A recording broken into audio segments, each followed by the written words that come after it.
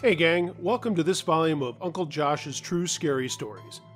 Stick around at the end of the video for a couple of pieces of info that I think you'll dig, and I hope you like this edition of stories. As always, if you have a true scary story you'd like to share, send it to Uncle Josh, truescarystories@gmail.com. Now, enough chatter. Let's get it on. L'chaim by Martha. The experience that I'm about to relate is true. It happened to my sister Debbie, and she and I are very close, and I know that it's true because she's a fundamentalist Christian who isn't prone to dabbling in the occult. She had never believed in ghosts until this happened. She remarried in 1993 after a nasty divorce. Her new husband and 3 young stepsons had been living a free and unconventional lifestyle on a sailboat that was anchored in the Banana River at Merritt Island, Florida. This sailboat was a single-hull racer, and it was too small to accommodate the addition of my sister and her 6-year-old daughter to the family, so it was traded up to a larger boat, the 42-foot trimaran L'chaim, or To Life. It was also anchored out in the river, and the family commuted back and forth to shore by dinghy for jobs, school, and errands. They had been living on the boat for about 3 weeks when they began to notice some strange things. It started simply enough, with sharp knocking sounds that came late at night from the cockpit in the upper midsection of the boat. They were accustomed enough by now to know the boat's own noises, like the waves lapping against the hull, the wind in the rigging, and the fish that made the little booming noises underneath, to know that these sounds they were hearing were different. A few times on those rare occasions when either Debbie or her husband was alone on board late in the evening, they heard the low, soft sounds of whispers coming from somewhere in the forward section.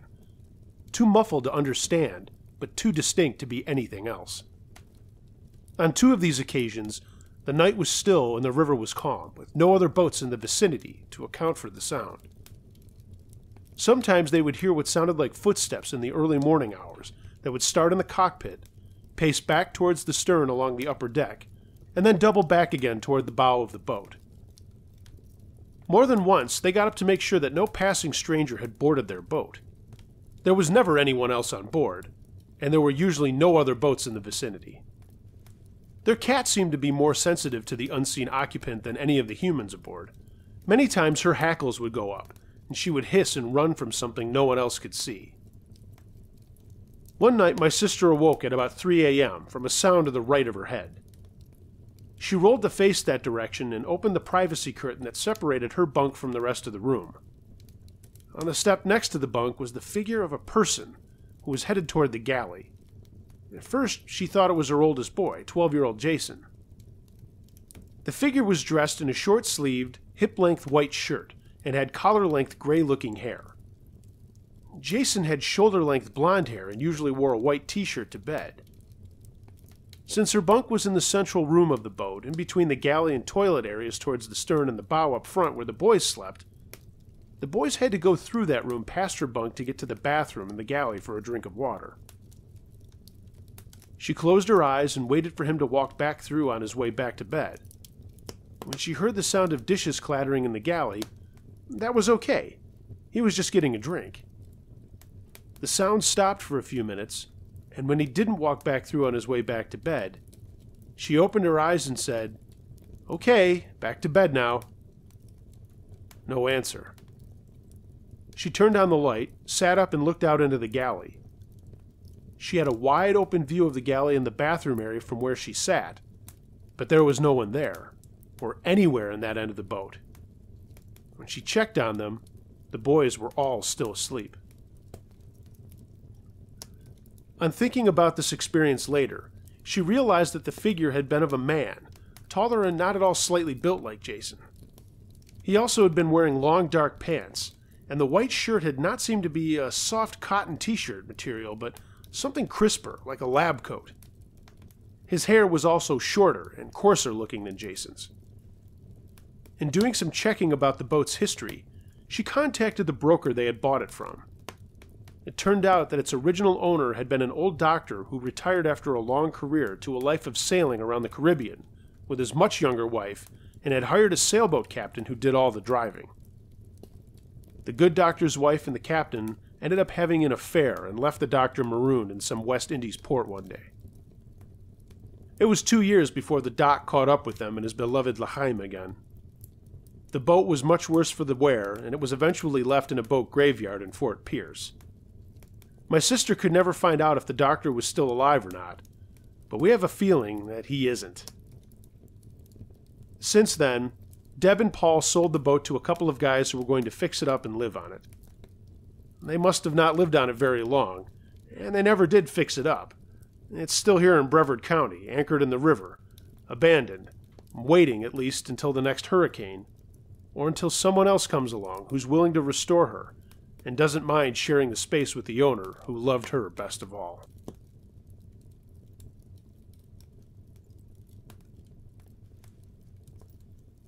The Run, submitted by Tantalist Flower.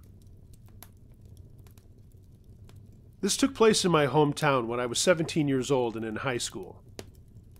It was springtime, and this guy who was known for having these crazy keg parties at his house when his parents went out of town was doing just that, throwing a big party. A bunch of my friends and I were invited, and who could say no to $3 for unlimited crappy beer until it ran out? Before I go any further, I should say that I'm a woman, and this was 1991. A group of my friends were getting together, and one, I'll call Angie, was going to drive us all and stay sober enough to drive us home. We all got to the party and went inside to see our friends and have a good time. The guy whose house it was, I'll call him Alan, was making the rounds to say hi to everyone and was doing the good host thing by telling us everyone who was there, including some guys from our sports rival school. We all did the "aw, shit" thing and then laughed. One of them was a guy I worked with at a fast food place, so I thought that was cool that he was there. We got cups and beer and wandered around to see people playing drinking games and others hanging out around the pool. It wasn't open, but people were still sitting in chairs and talking and stuff. The guy I knew, I'll call him Joe, saw me and came over and started talking to us, and pretty soon some of his friends followed. They were all really funny, and some ran to get us new drinks.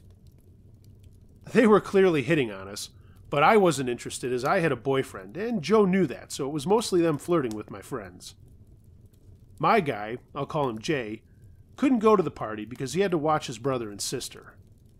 And no, he wasn't like one of those psycho guys who was jealous if I was out without him. In fact, he used to drive me crazy because he would always say, "I don't care who's hitting on you. You know who butters your bread." At any rate, the night went on and we started playing a drinking game. I don't remember which, but some girls I don't know came over to us and started acting really bitchy. Turns out, they came with these guys and were pissed they were hanging out with us and not them.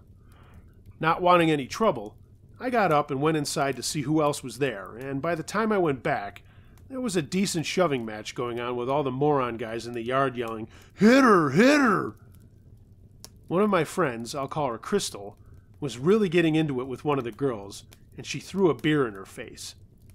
And that was it. They started fighting, and then the rest of us jumped in to stop them. Angie got to Crystal first, and pulled her away and dragged her screaming into the house. Alan came out and told everyone to keep it down or we'd get busted, and things went back to normal pretty quick. Well, sort of. We were supposed to leave around 11:30, and just before then I went looking for Angie. She was nowhere to be found.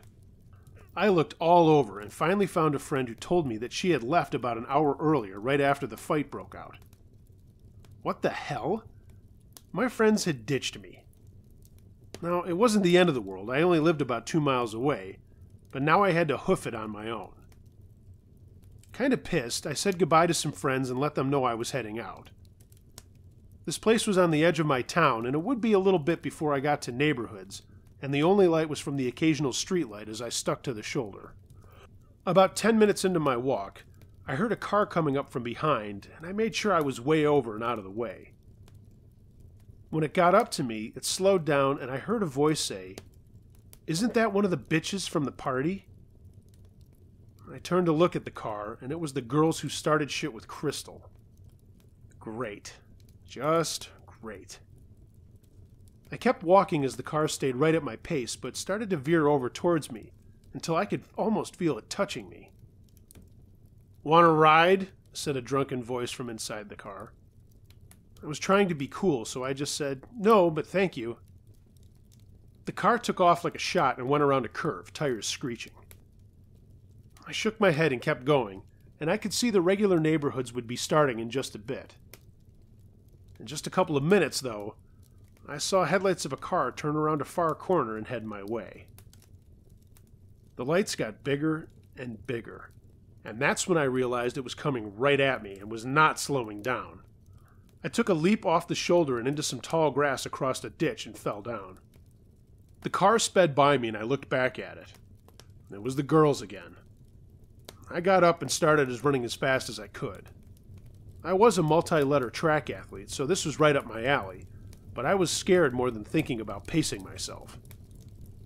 The edge of the houses was getting closer, but not fast enough, and when I looked over my shoulder, the car was making its way back to me. I kept running and running, and as the car got closer, I could hear it, and I could also hear the girls laughing. I kid you not, they were all laughing. I reached the first stop sign of the neighborhood and made a right turn onto the street, and just as the car blew through the stop, I turned and ran another 180 in the other direction.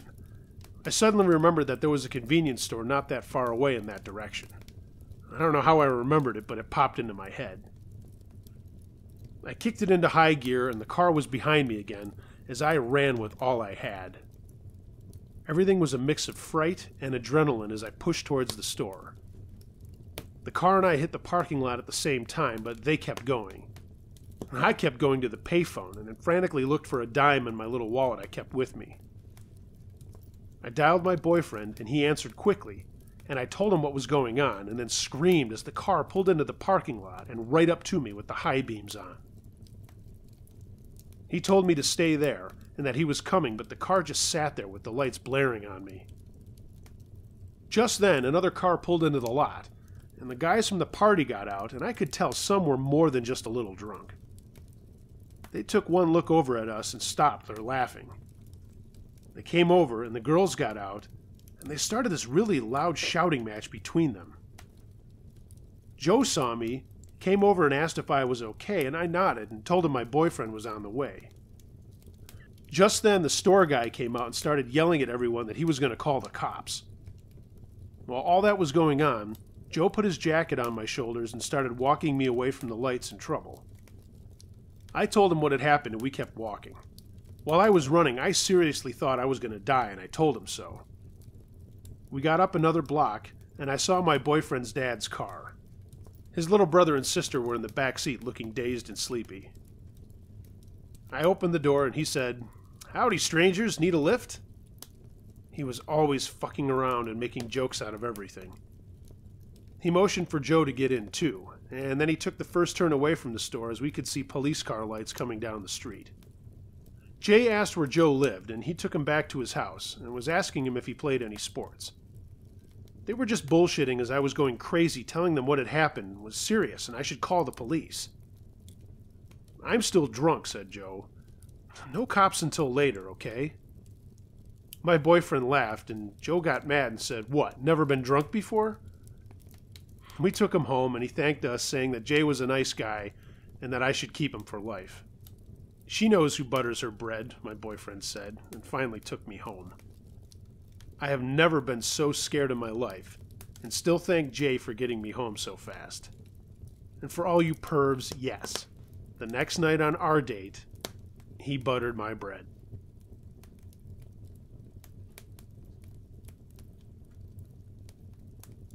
The Voices in Namu by Anonymous. I spent a few weeks up in a little deserted town called Namu on the British Columbia coast, just left of nowhere. The town was built on an ancient Native American settlement that had been found to be over 1,100 years old. Being that there were only two of us living up there in an almost abandoned town, we didn't have much fuel for power, and it was in March, so it got dark and cold early in the day. Usually, I would sit up after the power was off and play solitaire. Real cards, no computers up here. And I would do that until late in the evening by candlelight. While sitting there, when I was thinking about my cards, I would hear voices in a language that I didn't know. When I would listen, they would vanish, and I would go back to the game, and they would reappear. It gave me the shivers, and this went on for a couple of weeks. Then, one day, a native fishing boat pulled into port to say hi. It seems that the grandfather of the skipper was on board, and he was almost 100 years of age. Also turns out that he was born in Namu, before us white guys took it over. When he saw me, he got all excited and ran over to me. And he started speaking in his native tongue, and of course I didn't understand him, so his grandson came over to translate. After listening to his grandfather, the grandson had a puzzled look on his face, and then a big smile. He said to me, "Grandfather says the spirits tell him that you're welcome here. The others aren't, but you are." I guess I must have gone really white, and I felt a very cold shiver run up and down my body. The grandson continued.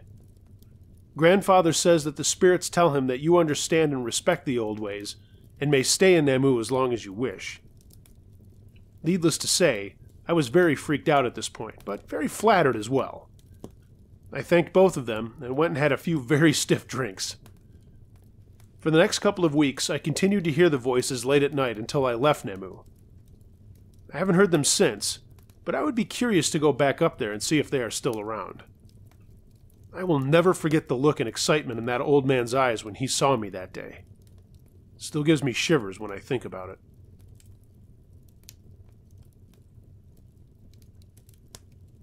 Watcher at My House by DJ Gloom for you. I'd like to share some strange happenings in and around my home I've experienced the last week or so.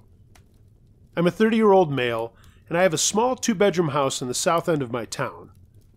It's a decently populated town and close to a local park and trail. My sister lives with me, she's 23, and she works third shift, so I barely see her unless she has the night off. There have been some strange events that have recently left me very watchful and almost paranoid. I work fairly early in the mornings.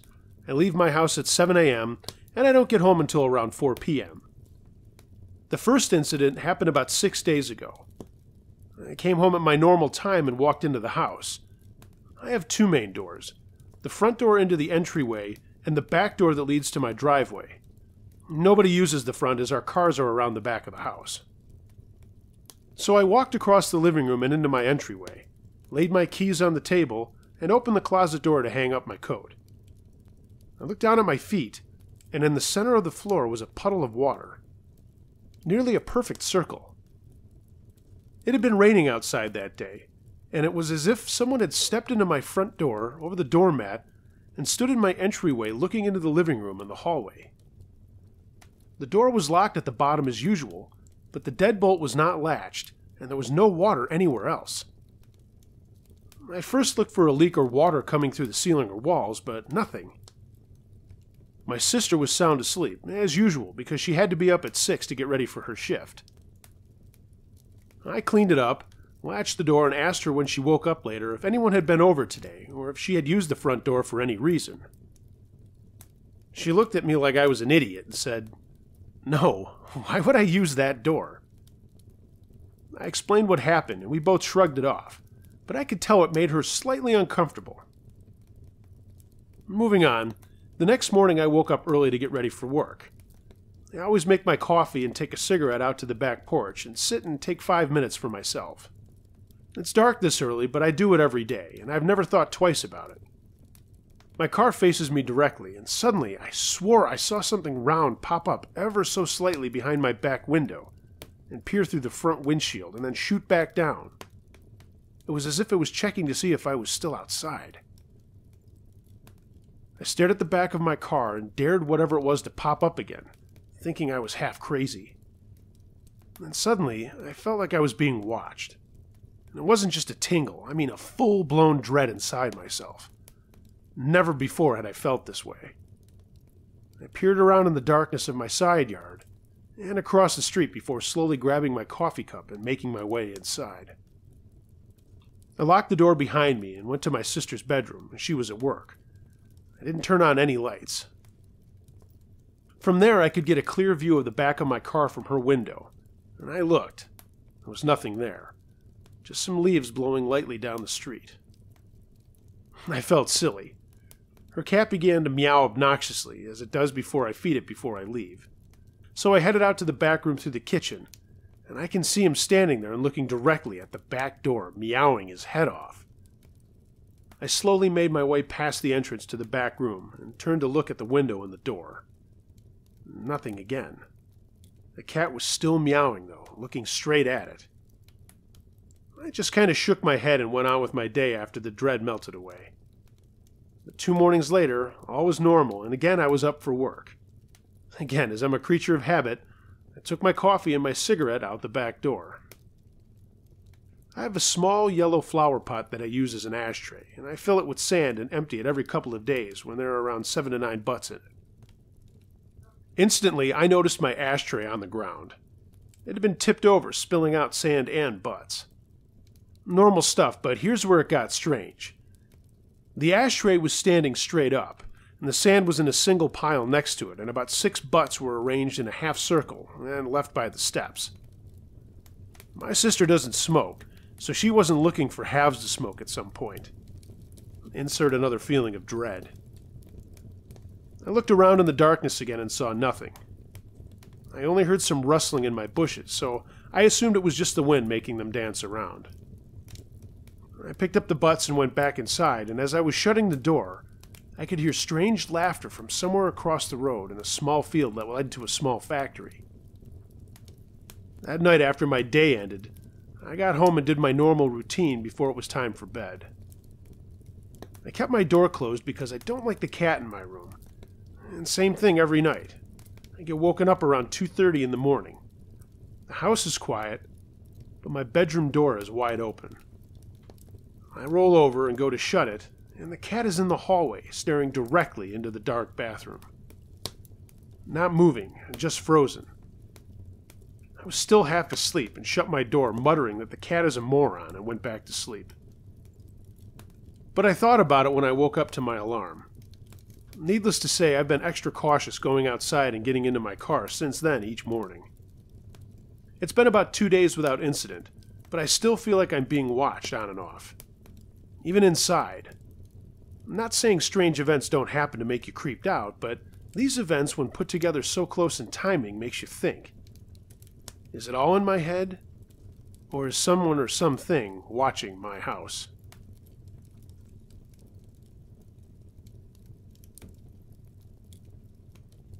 Skinwalker Encounter by Midwest Surfer. 4 years ago, I was on a camping trip in the Gila National Forest in New Mexico. I'm from a small town on the Arizona-New Mexico border, Duncan if you care, but I live in St. Louis, Missouri. Now when I say small, I don't mean it doesn't have a Walmart small. I mean, if I stood on my roof I could see where the town ends small. But it was a good upbringing, if extremely boring. I had a week off of work and had been planning this trip for months. I was taking really good friends back to where I would hike in high school, and it was my best friend Dave, his brother Daniel, and his brother's girlfriend Ida, who had long grown tired of the Idaho jokes made her whole life, partially by me and Dave, and now went by her shortened middle name Beth. Obviously, I wouldn't include that last bit if it wasn't important, so keep that in your back pocket for now. We were all experienced campers and outdoorsmen. Daniel had met Beth partial hiking the Appalachian Trail, and Dave and I had spent time doing walkabouts in the Ozarks and Smokies. One trip up to the Boundary Waters resulted in a lost pack and a capsized canoe, and we had to survive off the land for a few days before we got to someone with a satellite phone.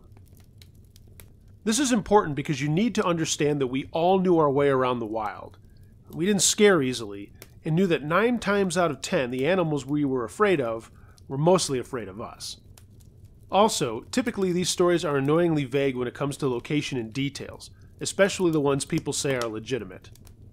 Any local will tell you that these are real places I'm talking about, and people do go there while backpacking. So the plan was from Silver City to go 42 miles north on New Mexico 15 and turn left at Gila Cliff Dwellings National Monument. Continue 1 mile to the West Fork Trailhead, walk a half-mile back to the TJ Corral Trailhead, climb Little Bear Canyon, then hike down into the Middle Fork Gila River Canyon. Follow the river upstream, set up camp around the 6-mile marker. After the day hikers are gone, Backtrack to the hot springs before dinner. The next day, continue up the Middle Fork to set up camp at the Meadows. We called it Matthew Flats in high school. The next day, take the Pryor Creek and Lily Park trails, crossing plateau grasslands to the rim of Hell's Hole Canyon. Take Hell's Hole Trail 268 to West Fork Trail 151, following it 12 miles to the end. Great campsite under a rocky alcove near the Hell's Hole Trail junction if we made it there in good enough time. On our first night, we made camp exactly where we were supposed to, around 6 miles from the trailhead down the middle fork of the river. We found a nice quiet spot by the riverbank about 30 feet from the water. It was dark, and the fire was small but warm, and the food that you made while camping always tastes better than when it was cooked at home. We were quiet, and the stars overhead seemed close enough that if you reached out your hand, you could brush them away like sand from a blanket. The only light came from a half moon hung low in the sky through the trees and our fire. The euphoric peace was crushed by the absolutely unmistakable sound of coyotes that echoed through the trees behind us. Those who have never heard them may think they're basically dogs, they'd sound like barking, but that's not the case. Coyotes cry, they shriek and yap. Some people think they sound like children crying out in pain. And Beth heard them first and turned her flashlight to the north. We could tell they were a long way off, but when you hear something like that, you instinctively look for a source. Daniel said we should pack up tight tonight. We didn't need any scavengers like that getting into our food or trash. We agreed even though the likelihood of anything getting close to us was very slim. Bears had been sighted recently, so it was just better to be safe. We repacked anything that would attract an unwanted attention, and in the process let the fire die down to embers, all the while hearing the crying coming from the north. It was then that we all saw it. A single coyote, sitting in the dark watching us about 30 or 40 yards out of our camp next to a small mesquite tree. We could see its shining iridescent eyes in the dark thanks to the little fire, and those eyes shined bright like emerald mirrors when flashlights were shined in its direction. We heard his pack to the west again, but he didn't react beyond turning an ear to that direction.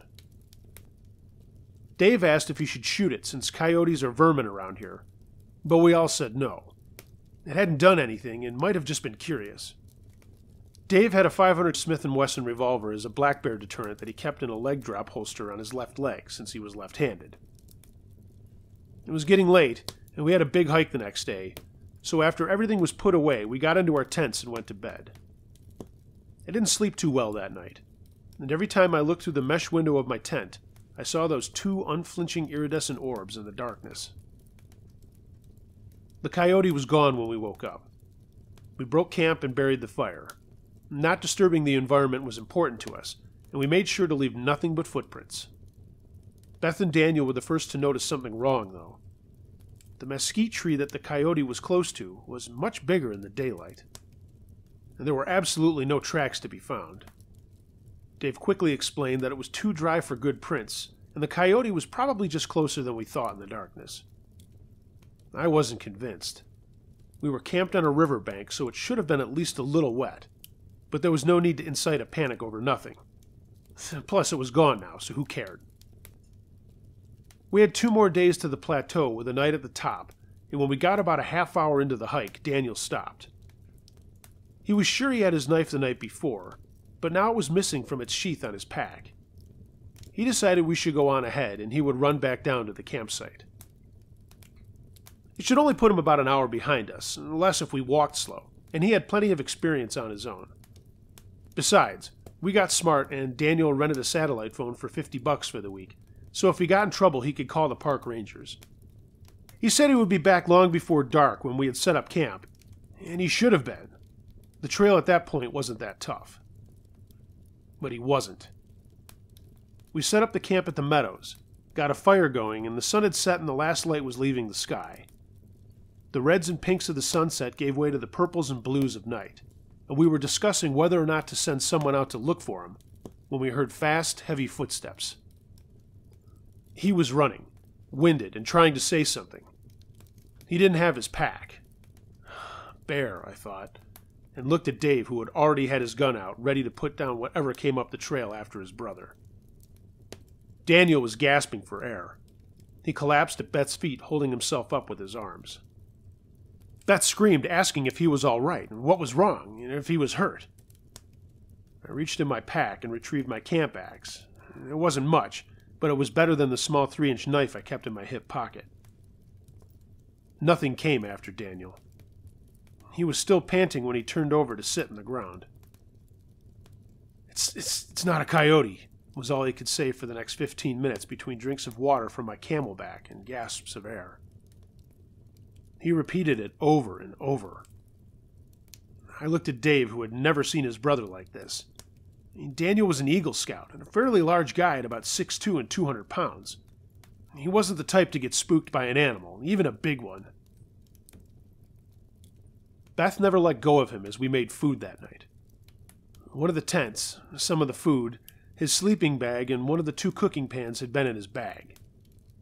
A day hiker actually found it, and it was sent back to him weeks later. Always put your info on your stuff, kids. There are still good people left out there. When he got a hold of himself and was able to breathe normally, he told us what happened, punctuated by deep breaths and a vacant look as he was trying to decide if what happened to him actually happened. He said that he had almost reached the river when he realized how quiet it was. He heard no birds, no bugs, no wind.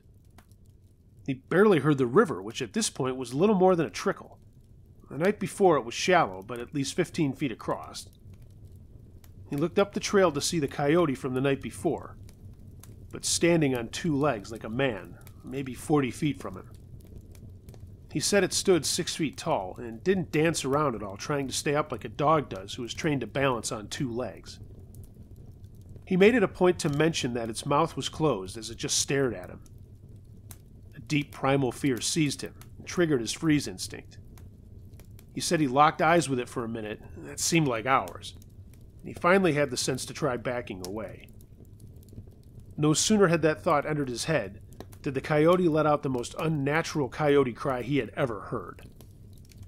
He said it wasn't deafening in the sense that your ears are left ringing, but it was deafening in the sense that the noise is all you could hear even after it had stopped. Daniel wasn't stupid enough to think that he could outrun a coyote, especially one of this size, so he had to think quick. He slowly took a step back, fully expecting the animal to charge, but it didn't. Too afraid to look away, he crouched down and felt for a rock, a big stick, something to defend himself with, but there was nothing but small pebbles. It began to move its mouth, and Daniel stood up. The animal's eyes rolled back in its head, and it slowly opened its mouth too wide to be natural.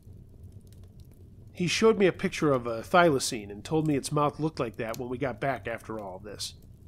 That's an extinct dog-like thing from Tasmania that could open its mouth to something like 130 degrees. Look it up if you have some time. This obviously put him over the edge. His flight response kicked in and he took off back towards us, an hour away. Running full tilt back down the hiking trail, he heard the cry one more time a few seconds later, as deafening as ever. He heard the shifting of gravel behind me and the sounds of footsteps. The coyote was running after him. Whether it was on 2 legs or 4, Daniel didn't know, but he didn't risk slowing down to look back and see. He was horse-collared by his pack a few feet later, and from his knees he slipped it off and ran as fast as he could. He knew the coyote should have been on him within 20 yards, but there were no footsteps behind him. He ran as long as he could before he slowed to a walk, and winded, he turned around to see nothing. He heard a snap in the forest to his right, and he saw it as it reared up on 2 legs again. He couldn't run far, but it was the only chance he had.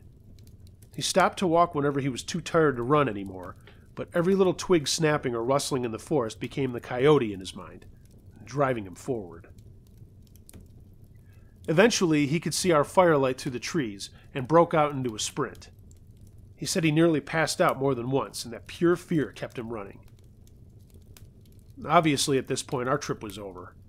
We had half the food, half the tents, not to mention whatever was following us. We didn't have much choice regarding what to do that night, though. It was dark, and we had to try to hike back out the next day. Daniel wouldn't sleep unless someone kept watch, so we slept in shifts. The tent we had left was a 3-person tent, and Dave and I kept our packs inside with us, as well as other supplies while we slept, so it wasn't a big deal to cram 3 of us in while the other kept watch. We stayed up between the tent and the fire for an hour, and would then sleep 3 hours while the others took their turn. Dave left his revolver with instructions to shoot to wound, not kill, with the first shot, but not to hold back if any follow-up shots were necessary. Just in case we were shooting at something that wasn't our coyote, we could probably help them, and God forbid we shoot a person hiking through the woods at night for some reason. Dave took the first watch, Beth took the second, and I took the third. Beth woke me up at about 1:30 in the morning. She was visibly scared. Before I could say anything, she put a finger to her lips. She was silently crying and looking at Daniel. I got up out of the tent and looked around. The forest was still except for the wind in the trees, and the wind blew the tall grass and it bent as if an invisible hand brushed the tops of the blades. Visibility was obviously limited, but we could see the tree line surrounding most of the meadow. Beth and I silently looked at each other and the surrounding area for 5 minutes before speaking. I wondered why she woke me up instead of Daniel, and she finally spoke. She said to me in a low whisper, "I heard my name." Tears were still rolling down her cheeks. I told her it was okay, and we were all shaken, and that the wind bending branches could make a "bah" sound, and though the leaves could make a "th" sound, forming Beth. She was shaking her head. "I didn't hear Beth." The hairs on my neck and arms stood up. She swore she heard Daniel's voice coming from the trees calling her real name. She looked in the tent to see if he was still there, and when he was, she was too afraid to wake him up. I stayed awake with her for half her shift, trying to hear what she heard, but the only noise came from the occasional bug and the sound of the wind.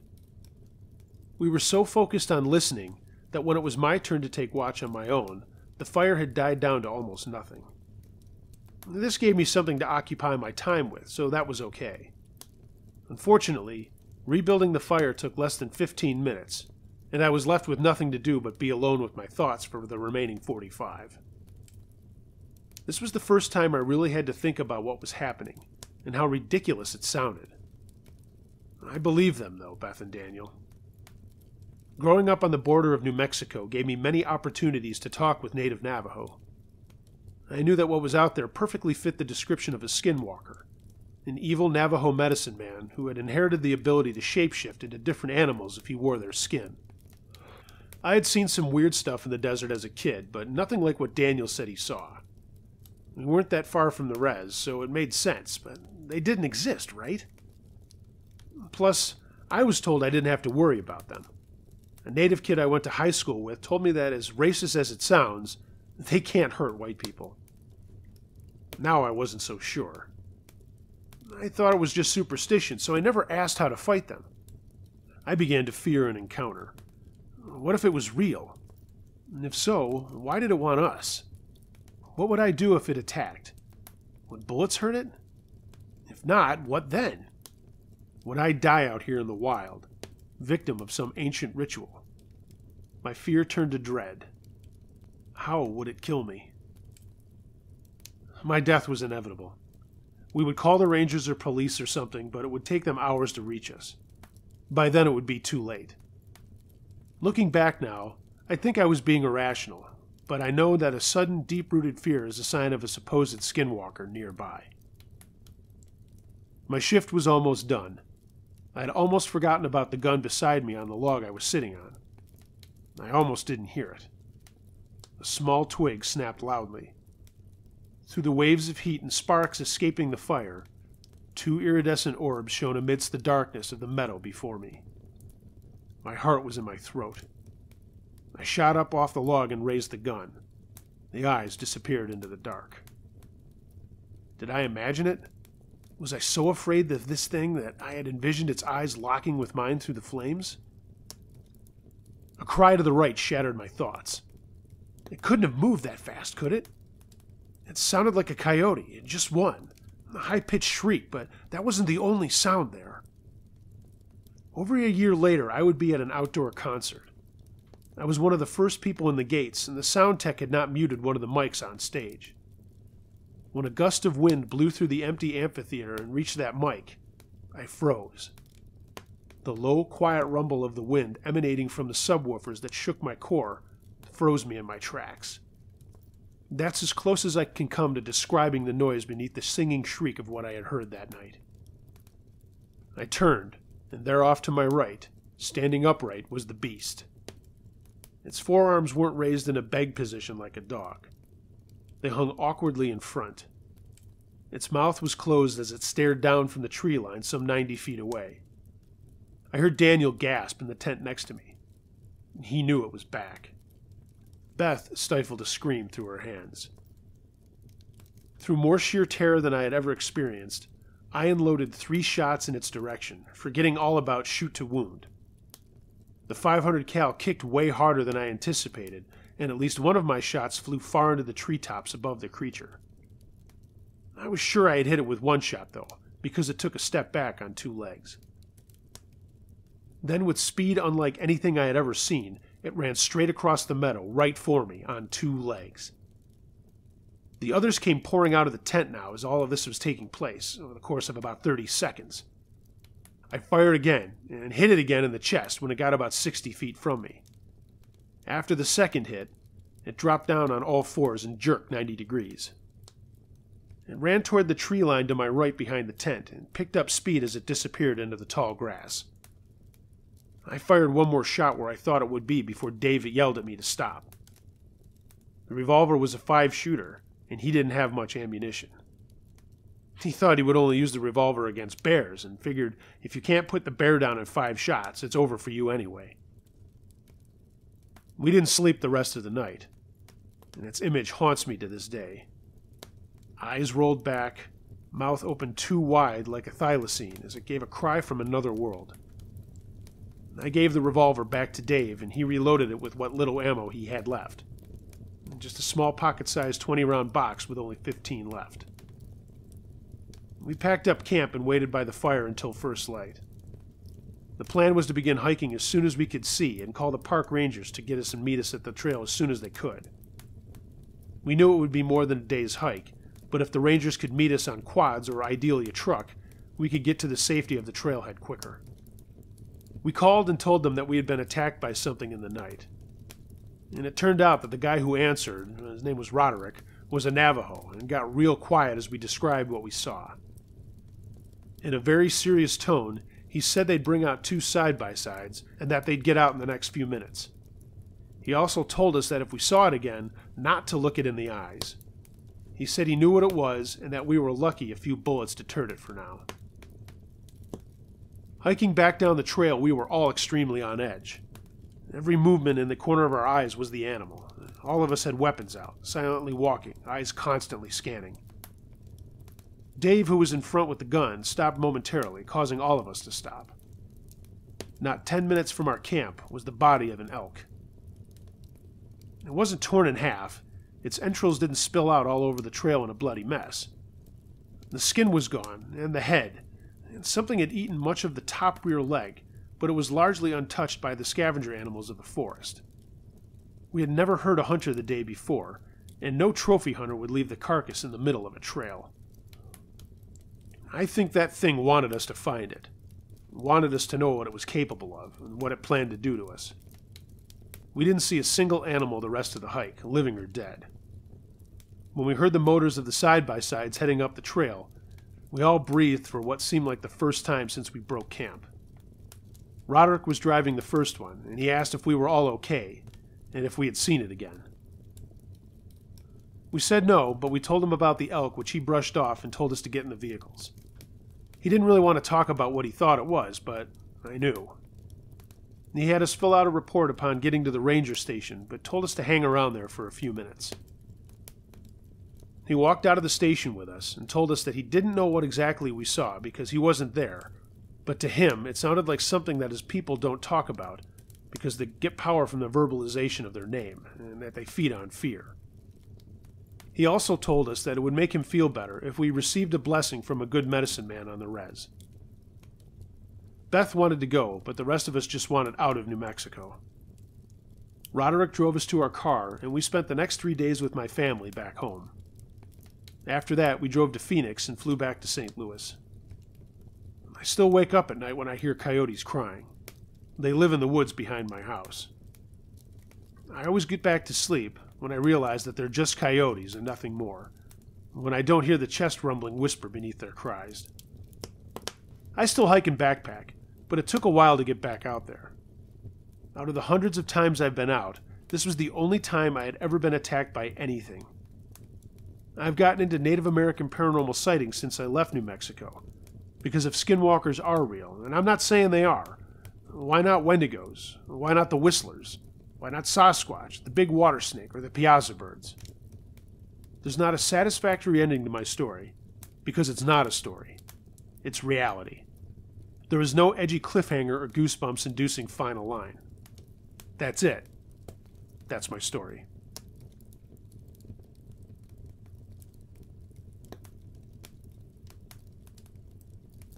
Devil in the Dorm Room by Anonymous. I used to be an instructor for the security forces in the Air Force for students in training. I was a firearms instructor, but we dealt a lot with dorm inspections and all that other fun stuff. Well, this one kid kept falling asleep in class, and after many counseling sessions and some paperwork, he said he couldn't get to sleep because the devil was in his dorm room. Of course, we thought maybe he had some mental issues going on, but we decided to get to the bottom of things. He said every night, around midnight or later, he would hear a voice saying to keep his eyes shut, and nothing would happen to him. He was freaked out, so he complied. A couple of the instructors decided to sit with him in his room one night and told him to go to bed like he usually does. Lo and behold, around 0100, the instructors heard something in the ceiling. They started freaking out a bit, but watched and waited. The next thing they knew, they heard the voice, and one of the ceiling tiles was moved, and something jumped down. They flipped the fuck out and turned on all the lights to see what the fuck was going on.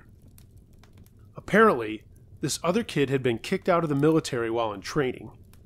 He didn't want to go home and face his family, so every night he'd go into that kid's room, scare the shit out of him, then take some food or whatever and stretch his legs a bit.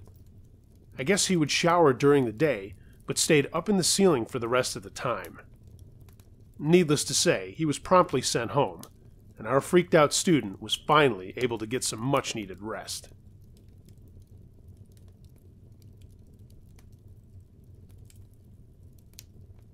Crazy Girlfriend and Mom, submitted by Cheeto Bleedo. When I was in junior high school, I remember everything being such high drama with all the girls at the time. There were always fights between them, girls arguing over guys, and the cliques that would remain throughout high school forming at that age, and all the while the guys just wanted a little action. Sure, there were the occasional fights over a girl and angry young guy stuff, but not to the extent of what the girls were up to. This is a story of a little slice of that life. Our school was 7th and 8th grade back then, in the mid-'80s. I think it's changed now, but whatever. I had a girlfriend since the summer before, but suddenly she was in this other group of friends, and I was on the outs, it seemed. Not really sure why. I had the same group of friends. I was a really good wrestler and runner, did well in school, was into bands, skateboarding, and all that 80s jazz. Just a regular guy that was honest to goodness friends with everyone. Smart kids, the heads, the jocks, the band guys. I got along with everyone. Except Tara, apparently.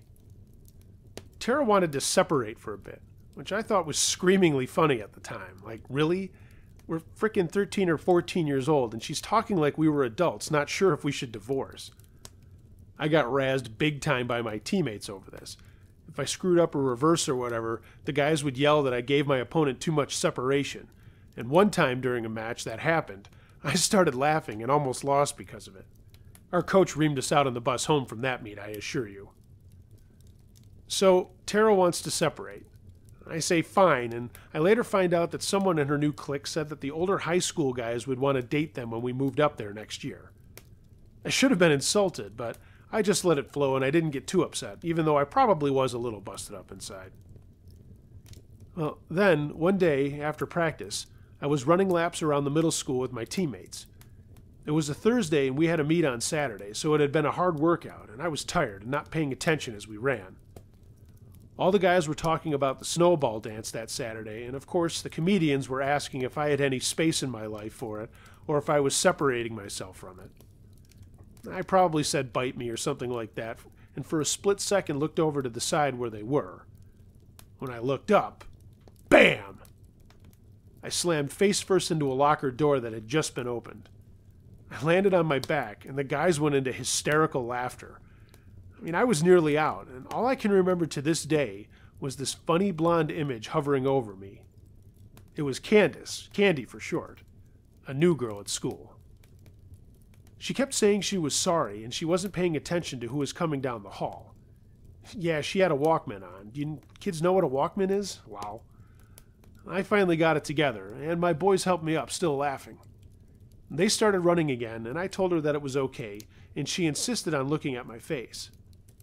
Out of nowhere, I said, "Are you going to the dance on Saturday?" She stopped and stepped back. No, she said. "I wrestle, and I have a meet in the morning, but I'm going," I said. This part I still remember as a 40-something-year-old guy now. My head was ringing, and I know I must have made a complete asshole out of myself. "Oh, okay," she said. "Do you want me to go with you?" I asked. "Yeah, I said that, Mr. Smooth. Let me tell you, I hear about it all the time, and she still says it was the sweetest thing she had ever heard." "Okay," she said again, and then I ran off for another lap without thinking to get her number or make plans or whatever. But thank God I got my head back together, and she was still at her locker on the next pass. She wrote down her number, and I told her to meet me at the front of the building and that I'd look for her.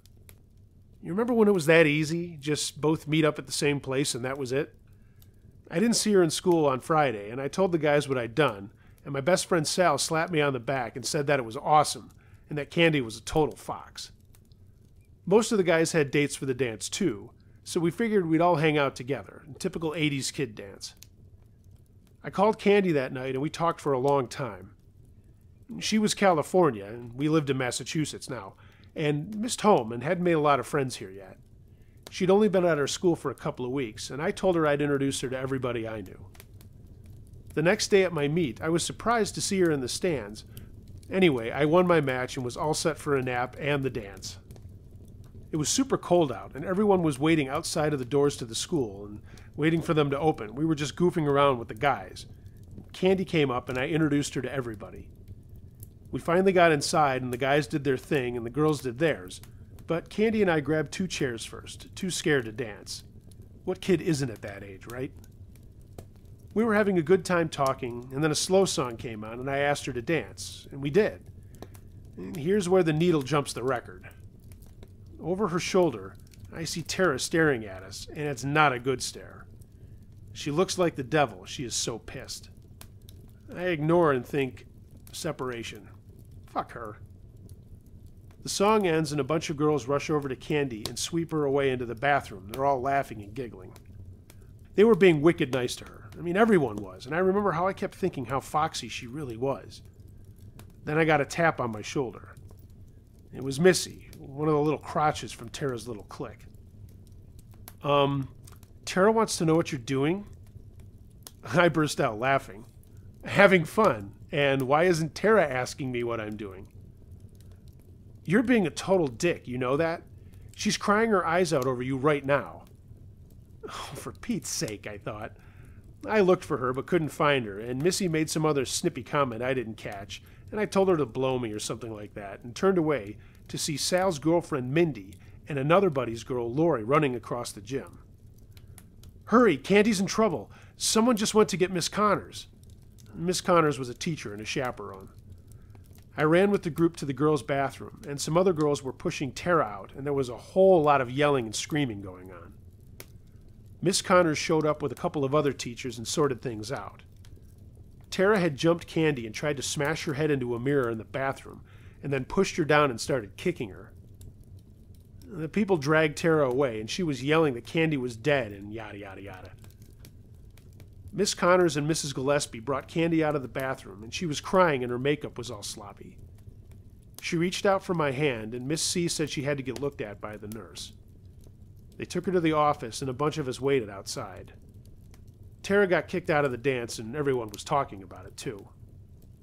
Candy came back out, and I hugged her and asked if she wanted to go home. She said no, so we stuck around and danced some more. Towards the end, I called my parents and asked if Sal, Mindy, and Candy could come over for a while after the dance, and my mom said yes as long as their parents knew and could pick them up by midnight. After the dance, we walked to my house laughing and put the craziness behind us until a car came up and slowed down next to us. Suddenly, a bunch of eggs came flying at us and the car took off. Thankfully, none of them landed on us, but it sure got us spooked. I chalked it up to high school kids just being dicks.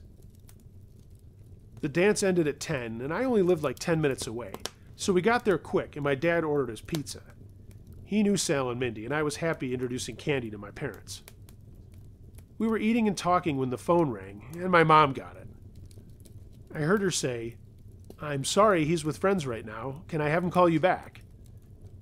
Then she said in a really loud voice, "What did you just say to me?" And then she hung up the phone. She murmured something to my dad, but I didn't catch it. And not long later, the phone rang again, and my dad answered. "I don't know who you think you are, but knock it off. Don't call again." Then he came walking through the dining room into the kitchen to get a beer, and he gave me a look. I followed him and asked what was up, and he told me it was nothing. Another phone call, my mom again on the horn. This time I went into the living room, and the look on her face said it all. She was pissed and flummoxed at the same time. My dad grabbed the phone out of her hand, saw me, and pointed for me to leave, and then dialed what I found out later was the police. I went back to my friends, and about 15 minutes later we heard pops or something like that coming from the front of our house. And then there was a crash of glass breaking, and my dad yelled out something. We all jumped up and ran into the living room, and my dad was running out onto the porch yelling, "Get the hell out of here!" and "What the hell is wrong with you?" Then we all saw the cop car lights and spotlights were turned on to the snow in our front yard. Tara and her mom were in my front yard and had thrown toilet paper in our bushes and were now throwing eggs at our house. One had hit a window and broken it. Hard to believe who was throwing eggs from the car earlier. I'm surprised I didn't recognize it as Tara's mom's car. Anyway, the two psychos were stuck between my dad and the cops and were caught egg-handed. Tara and my mom were put into a car while my dad talked to the officers, and then they also asked me what I knew, and I told them about the separation thing. The cop, I can't remember his name, just laughed and shook his head. By now, my mom had called my friends' parents, and they were all coming to get their kids. I had a quick makeout session with Candy and asked her to be my girlfriend, and she said yes. This is our favorite story, as the only time we quote-unquote were separated was during college, and we did get married afterwards. Outside of me smashing my face in her locker door, this is her go-to story with our kids, telling them that their daddy was into bad girls until I met her. As for Tara and her mom got arrested for being wasted, and I mean wasted that night, and she had encouraged Tara to get into this mischief. It was all her idea. They moved away, and I never heard from Tara again. I know the story isn't super scary, but it was crazy for this to happen to kids. I mean, what kind of mother does shit like that? I can't imagine what Tara's like now if she's anything like her crazy mother. Peas in a pod, I guess.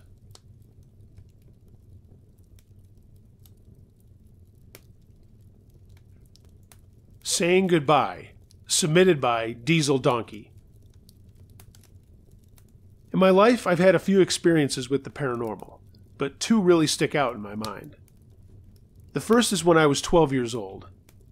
I woke up in the middle of the night and had to use the bathroom. As I walked out of the bathroom, I looked down the stairs in my house and I could see a bright light. I was standing there for a good minute and a half. I looked over at the clock and it read 3:26 a.m. Mind you, in the 90 seconds that I was standing there, I saw two headlights pass by my house, and the figure was still standing there. As I turned my body to go back into my room, I kept my eyes on the figure at the bottom of the stairs. Before I walked into my room, I recognized the figure to be my cousin, who happens to be 17 years to the day older than me. However, he had passed away a year earlier in May from cancer. As I was looking at him, he smiled at me and nodded his head. Now I knew he was okay. His light slowly disappeared, and I felt better that I got to see my cousin one last time. My other story is about my grandmother. She passed away when I was 8 years old from diabetes at the age of 70. She was someone that I admired a lot, and growing up with her, she always helped me with my homework and other school activities while my mother worked long hours. She passed away in 1988. And a few years ago, I was lying on my bed watching TV, and I heard my name being called. I heard it twice. Both times I thought it was my mother. After the second time I heard it, I asked my mother if she called me, and my mother said no, she didn't call me. So I went back into my room and sat on my bed. I smelled perfume. It was the same kind of perfume my grandmother wore when she was alive. It was at that moment that I knew she came to pay me a visit. I still think about her after all these years, and sometimes wonder what she would have done in a similar situation.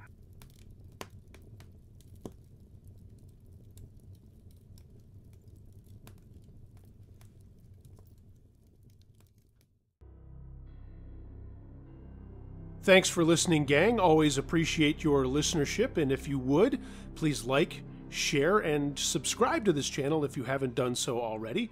And also leave a comment if you would feel so inclined. I respond to everything, and I love the discussions that we have. Special thanks to everyone who joined me last weekend for our first live chat session. It was fun Q&A, and I was really surprised at how many people were there. It took time out of their Sunday evening, or Monday morning as it were, for our folks from Australia. It was great to have you all there, and I appreciate that. A couple of things that stemmed from that. A live chat will be coming up soon in the near future. I will let you know when I will do that again, and hopefully we can all get together and have some fun. And also, I've tested out my equipment, and yes, we will be able to have our Uncle Josh virtual campfire where people will be able to call in and share your own scary stories. That will be a blast. You'll just be able to call me up, and hey, you'll be live on YouTube telling your story. Also, getting the store up and running, so you'll be able to buy some Uncle Josh merch in the next week or so. Lots of cool things happening, and I'm glad that you're all here. As you know, I keep things ad-free here at Uncle Josh's True Scary Stories, but I do accept your tips. If you feel so inclined to do that, you can find a link to my Patreon page in the description below, and of course follow me on social media. All of my outlets are listed there as well. If you have a true scary story that you would like me to narrate, please send it to unclejoshtruescarystories@gmail.com, and I will be happy to put it in a future volume. Until next time, be excellent to each other, and also be wary of things that go bump in the night. It could be anything. A ghost, a monster, or the guy next door.